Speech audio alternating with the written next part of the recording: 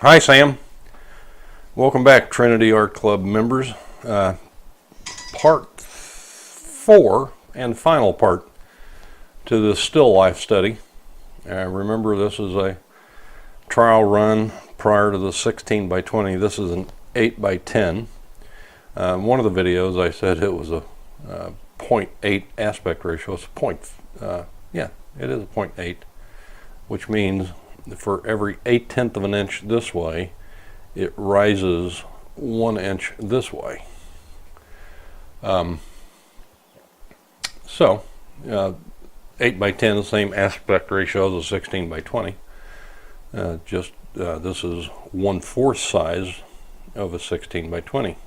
Don't let that math confuse you. 8 by 10 is not half of a 16 by 20. It's 1/4 of the size. All right, so I think last time we worked on the greenery in here. We darkened the grapes. Because of the lighting in my studio, all of these flowers and grapes, especially the green ones, look much lighter. Matter of fact, I'm going to kick it down a notch and see if that doesn't help.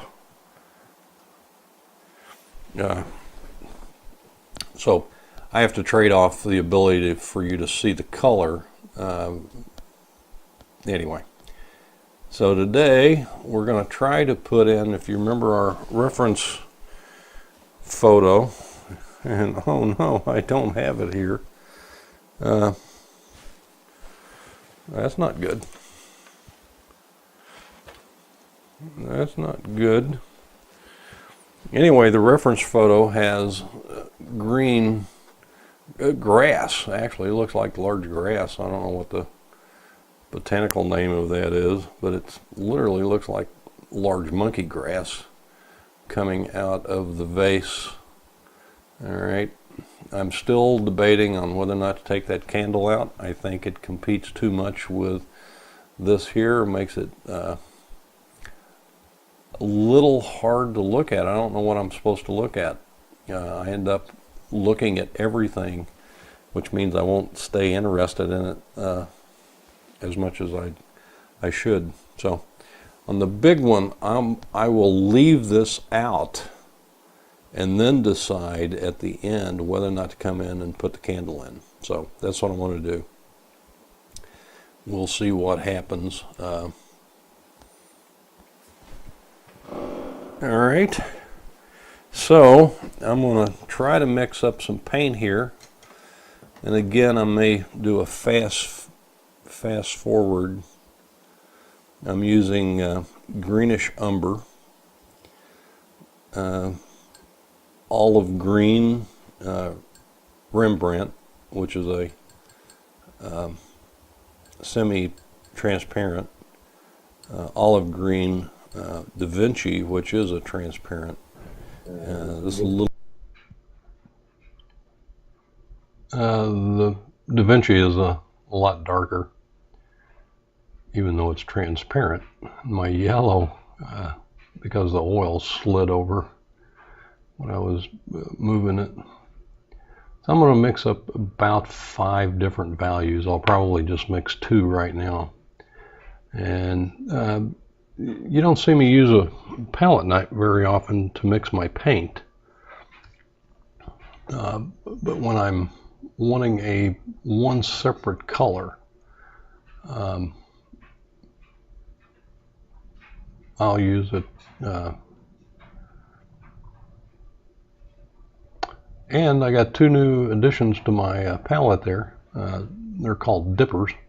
I got liquid in the far left, the darker color, and then walnut oil in the one closest to me on the right there. It's a lot easier than using the squirt bottles that I was using. All right, so had I had this to do over again, I would have put in some of these grassy stems before I put the flowers in. bad planning on my part. I wouldn't have put them all in. I would just put some of the background, some of the very dark ones in. Wine glass is about to come along. I don't really like the stem down there, and the green grapes, if you'll notice, I gotta really redo those. They're very uniform, look like they've been placed like soldiers in a row. So I'll redo those and see what happens. I'll stack some up. Again, I'm going to use 5 values. So this will be my 3rd value here, and each of those is just about a 1 value step difference. So the pure right out of the tube, and I'm thinking I'm using the greenish umber. Value is probably a 8, 9. And then the pile next to it and the one I just mixed is probably a 5 or 6. I'll end up making 5 different values before I'm finished. Trying to get the dark ones in now. And again, I regret not having put some of the darker ones in the background and up into the flowers. Very difficult to do now. So I'll try to put a note on the very first video to give you warnings.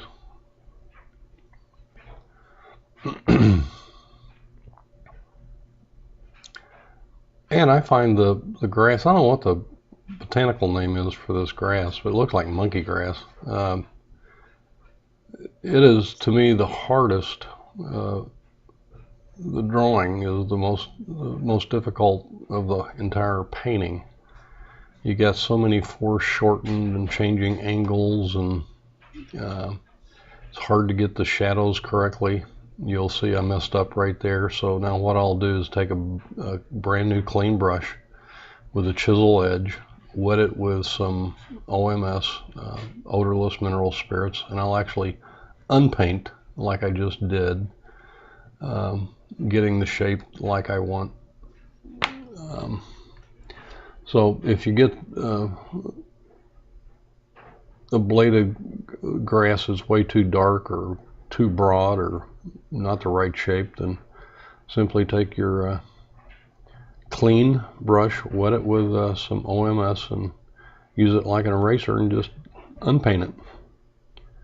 Pretty easy to do.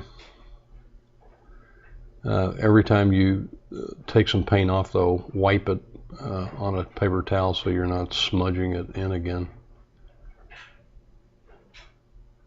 Like I said, this is probably the hardest part of the entire painting. Hard to get very fine lines. Yep, there it's too thick and too long. I'll have to correct that. And again, using the clean brush wetted with some OMS, I'll just erase it off.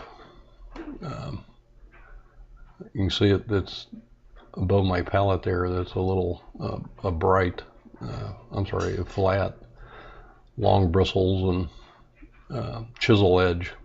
Chisel edge meaning it comes to a very sharp edge so that you can get into it. And so now I'm about to take it off, I hope. It's bothering me to see it stay there.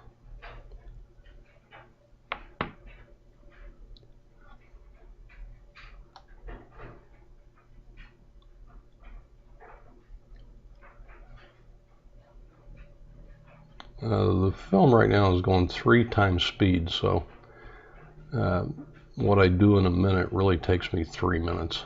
But I sit and look. I mean, I'll make a stroke, sit back and look at it for 30-40 seconds. All right, so here comes my 4th value.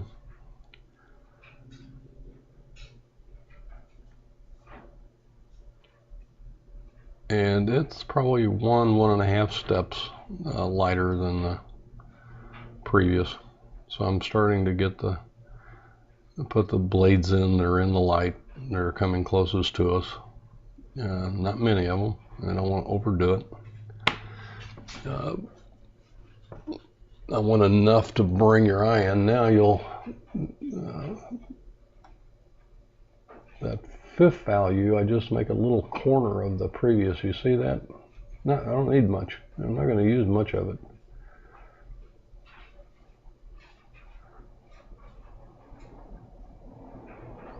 So take your time, have fun, enjoy every little stroke. Enjoy the colors. Painting is fun. Don't make it stressful.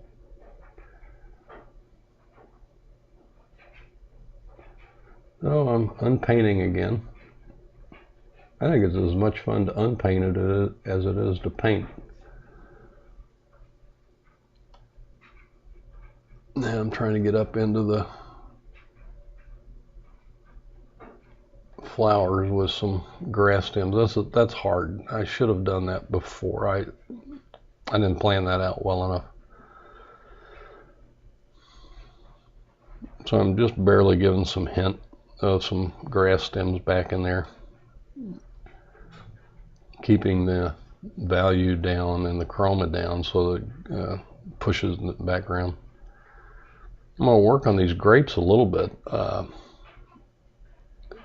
even though I see that they're all perfectly lined up. Looks like somebody deliberately put them in a curve.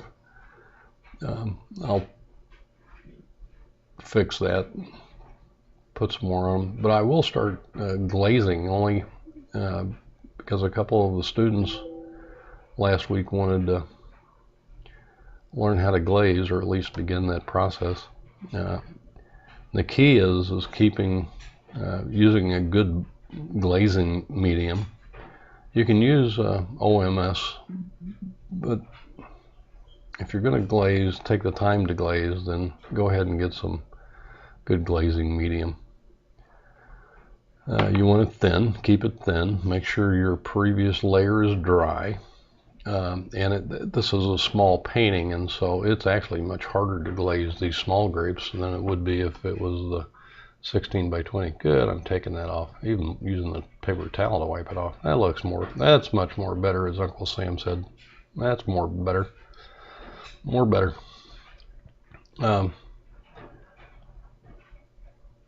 Trying to get some shadow now behind some of those leaves, and that's difficult to do, or at least for me. I didn't get the correct value and or hue, so I'll put it on a little wider and thicker than what I actually wanted, and then I'll take it off. I mean, it's not that I deliberately made that mistake, that's just how I do it.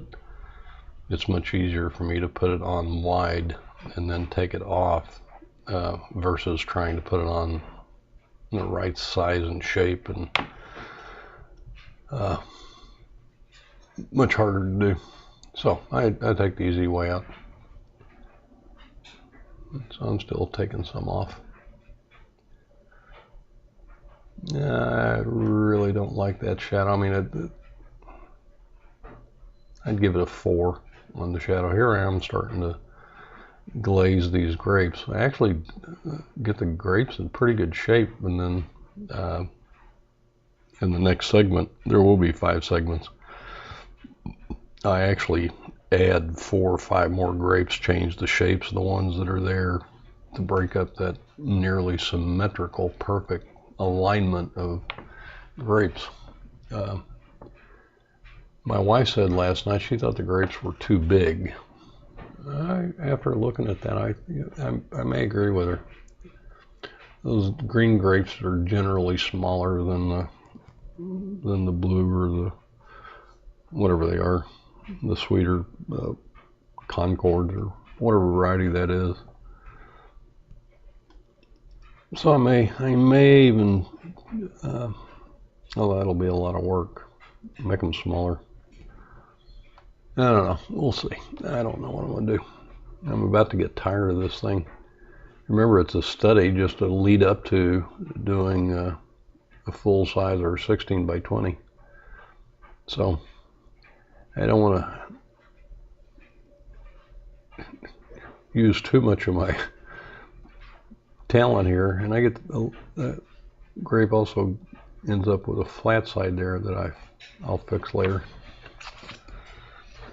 Still debating on whether or not to leave those blue grapes sort of fuzzy, as my son says, fuzzy and in the background. I think so. I think I'll take some of the white out and go a little more warm them up a little bit, take the chalky whitish off, but keep them pretty much close to the same value, but warmer.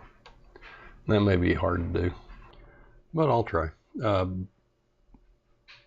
Thanks a lot for dropping by and watching segment 4, part 4. I hope you join me again on part 5 where I finish this booger. The only reason I'm making a part 5 is I make such a radical composition change, drawing change in those grapes that it may be beneficial for some of my students. Anyway, appreciate you coming by. Hope to see you in part 5, and slow down, take your time, and enjoy your painting.